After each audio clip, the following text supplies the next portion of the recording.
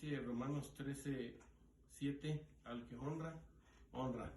Me es un honor, amados hermanos, platicar y introducir la trayectoria de nuestro hermano Neftalí a través de todos estos años, quienes hemos sido inspirados, impactados por las enseñanzas de su vida, aquellos que tuvimos el privilegio de escucharle, de ser dirigidos por él en la adoración al Señor, en los coros, y también recibir de parte de él identidad y firmeza en el trabajo denominacional. Ha sido una gran bendición. Así que me uno a la gratitud, a la felicitación a nuestro hermano por su trabajo, y rogamos al Señor que Él siga bendiciéndolo ricamente. Buen día, hermano. Muy buenos días. Es un gusto y un honor tenerle aquí en este espacio creado con el propósito de que sus enseñanzas y su experiencia sean de bendición para nuestros ministerios y nuestras vidas. El gusto es para mí y me da la oportunidad de expresar algo para bendición de los demás, y espero estar a tus órdenes. Muchas gracias. Encuéntrame aquí.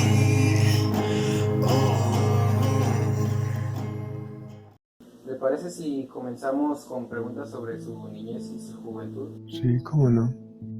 Queremos empezar conociendo un poco de dónde y cuándo nació.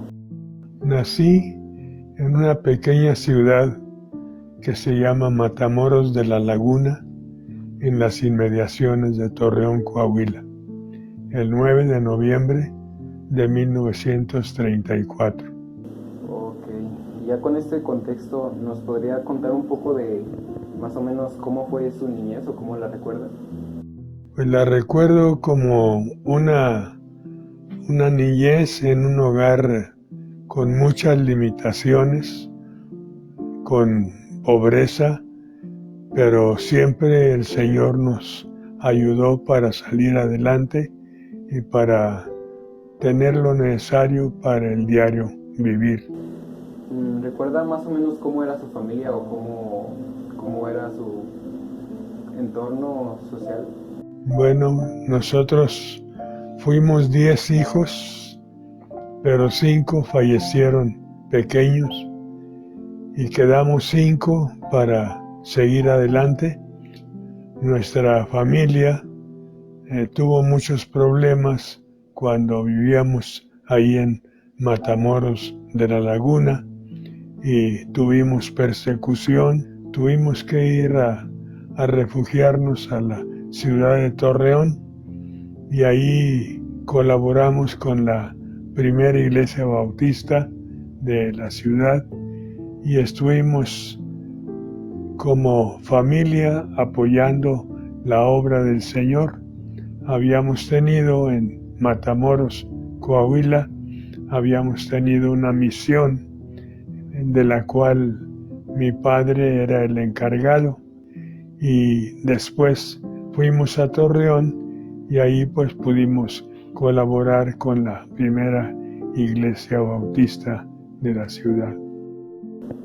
¿Qué tan importante usted considera la crianza en el desarrollo o en el crecimiento de un cristiano? Es muy importante. Nosotros como hijos tuvimos la bendición de tener un padre dedicado a las cosas del Señor y una madre entusiasta y llena de sabiduría. Ellos entonces nos dieron una enseñanza constante en casa y pusieron los cimientos para nuestra vida cristiana. Así que le damos gracias a Dios por padres cristianos que se preocuparon por nuestra salud, tanto física como espiritual. ¿Cómo considera que fue su educación en casa? Fue muy importante y fue muy buena. Pudimos desarrollar la obra del Señor, participar desde luego en la obra del Señor desde que tuvimos ya conocimiento y conciencia de las cosas de Dios, de manera que nuestra niñez y nuestra adolescencia fue llena de bendiciones del Señor. ¿Nos podría contar un poco sobre su conversión? Sí, cómo no. A los 10 años de edad, después de las enseñanzas recibidas en el hogar, yo sentí la necesidad de entregar mi vida al Señor. Entonces hice mi profesión pública de fe y fui bautizado en la primera iglesia bautista de Torreón el 24 de diciembre de 1945. Más o menos recuerda qué proceso o qué fue lo que lo llevó a tomar esa decisión de seguir a Jesús. Bueno, la enseñanza constante de los padres y el ejemplo que ellos nos estuvieron dando para que pudiéramos servir al Señor. Mi madre era una mujer entregada a la obra del Señor y nosotros como hijos pudimos ver su ejemplo y su disposición para servir al Señor y hacer la obra del Señor. Por tanto, no fue difícil llegar a tomar la decisión de seguir al Señor Jesús. ¿Recuerda si cambió su relación con la iglesia después de su conversión?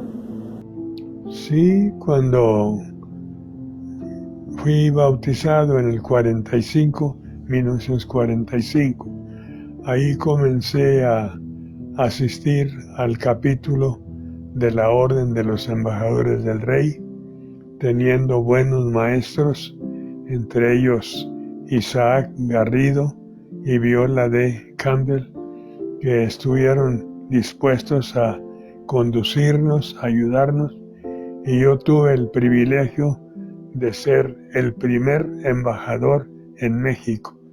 Entonces, muy cerquita de mí venía Jorge Ángel Rodríguez de Chihuahua y fuimos invitados para ir a Morelia a la reunión anual de la Convención Nacional en abril de 1948 y ahí fuimos graduados públicamente tanto Jorge Ángel como yo. Aquí tenemos una pregunta muy interesante y es, ¿qué le diría a un joven que por ser parte de una familia cristiana cree que automáticamente ya es seguidor de Jesús y con pase VIP? Bueno, es importante que este joven supuestamente no encaminado bien pueda tener la oportunidad de orar al Señor y leer la palabra del Señor para que así vaya discerniendo las cosas del Señor. Realmente la salvación no viene automáticamente, no viene por consecuencia, no viene por la familia, sino de una manera personal. Entonces le aconsejaría a este joven que ore mucho al Señor y lea, estudie la palabra y tome la decisión de recibir a Jesucristo como Señor y Salvador de su vida. ¿Usted qué aconsejaría o qué le dirá a una persona que ya conoció a Jesús y ya decidió seguirle, pero ha sentido o tal vez ha hecho cosas que lo han alejado de él? Bueno, tenemos muchos casos de ese tipo, personas que han conocido las cosas del Señor y de repente se retiran. Entonces yo le aconsejaría a tal persona que si se retira de la iglesia, no se retire del Señor, que siga leyendo la palabra, que siga orando al Señor para que Él le impulse a hacer lo que debe hacer. La oración nuestra es que regrese tan pronto como sea posible, pero tiene que hacerlo por convicción propia. ¿Cree que es bueno usar técnicas específicas para presentar el Evangelio? como un folleto evangelístico o la técnica muy conocida de las 5 verdades espirituales? Es muy importante. Yo creo que se pueden utilizar sistemas que llamen verdaderamente la atención. Por ejemplo, hablamos de los niños. Los niños les gusta, por ejemplo, las cosas de colores. Y cuando tenemos la oportunidad de presentarles en colores el amor de Dios, la intervención de Jesucristo, el pecado, la aceptación de Jesucristo, todo esto de una manera llamativa que ellos puedan entender lo que realmente estamos propiciando o queriendo de ellos. Es importante usar los métodos que se tienen a la mano para que las personas tengan una respuesta clara sobre su condición espiritual y entonces lleguen a la realización, digamos, a la conversión, a la aceptación de Jesucristo como Señor y Salvador. ¿Qué cosas usted enseña o cómo discipula a un nuevo creyente que ha decidido seguir a Jesús recientemente?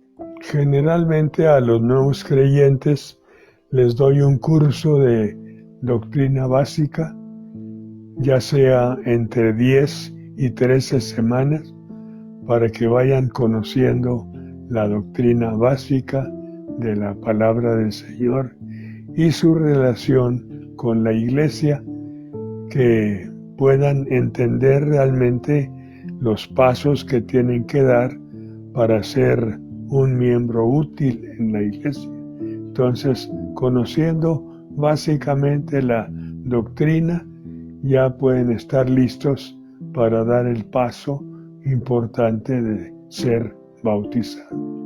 Y una vez que son bautizados, hay que seguirles enseñando las cosas que el Señor Jesús dejó, tal como lo tenemos en la Gran Comisión. Pero entonces eso significa que ellos deben empezar a aprender por sí mismos, o les debemos seguir enseñando como líderes o como parte de educación de la iglesia. Es importante la educación que la iglesia proporciona a través de sus líderes para que las personas lleguen a tener verdadera convicción de lo que es su situación actual, su situación de, pues podríamos llamar de pecaminosidad, y luego también ir paso a paso, hasta llegar a tener la convicción y la conclusión de esta vida para entregarla al Señor.